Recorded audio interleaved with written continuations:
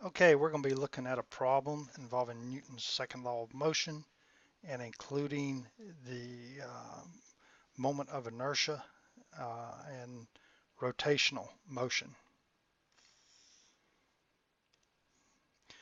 First thing we want to do is start by drawing our free body diagrams. And as I said before, go ahead and try to do it yourself and then continue the video.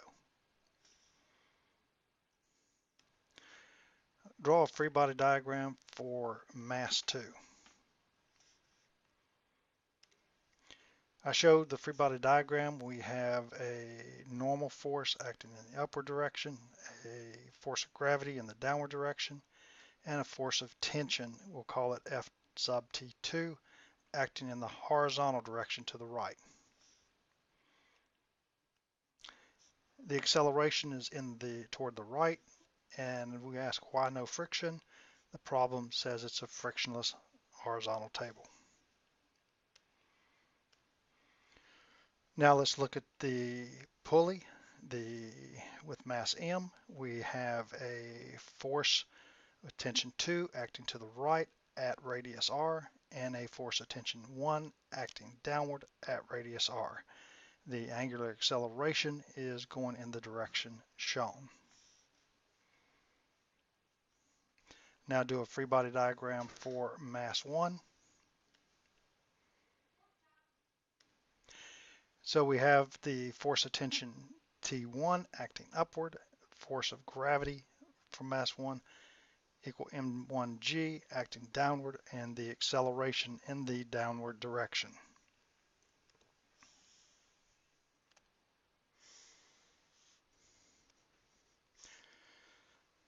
What direction is positive?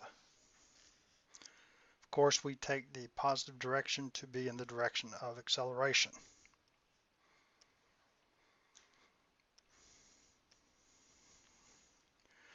Now let's obtain the equations of motion, or Newton's second law, from the free body diagrams themselves.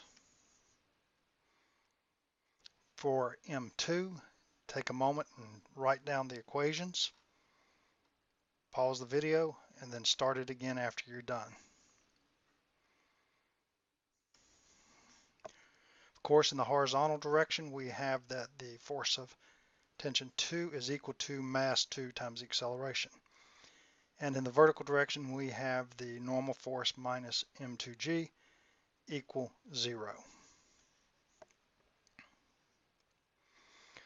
Okay, go ahead and write down the equations for rotational motion, Newton's second law in rotational form.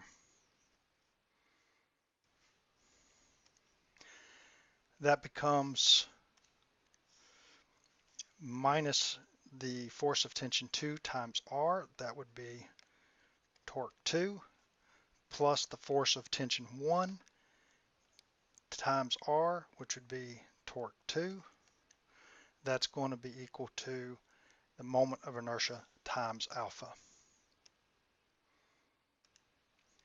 Write down the equations for M1.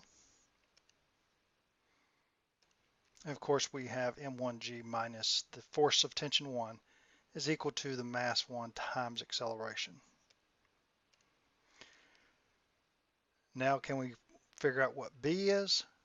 Well, we need to have M1 to figure out what B is, or we need to calculate F T sub T1 independently.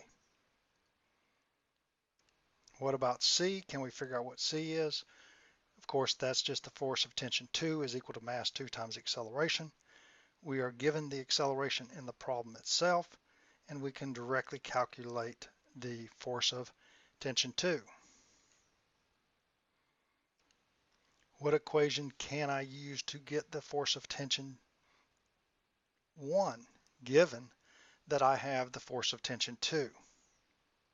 I show here force of tension 2, but it should be get the force of tension 1. Well, I can use the rotational form of Newton's second law, that minus the force of tension 2 times the radius plus the force of tension 1 times the radius is equal to the moment of inertia times alpha, the angular acceleration. Now let's solve that for the force of tension 1.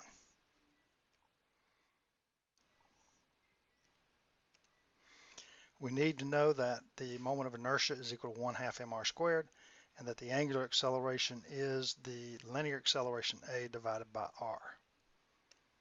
So now go ahead and try to solve for the force of tension 1, get a number.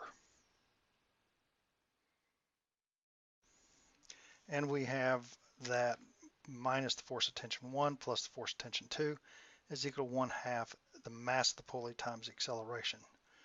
Working that out, we come out with the force of tension 1 equal to 15.77 newtons. And so we have now solved part B. What about part D? Okay. Part D, we can solve for force of tension 1 is equal to mass 1 times G minus A, and that comes directly from this equation right here. And we have that mass 1 is force of tension 1 over G minus A, and comes out to be 2.68 kilograms. A couple points that are in order here. One is we started with our free body diagrams for each mass, including the pulley, and then obtained equations for each free body diagram. End of module.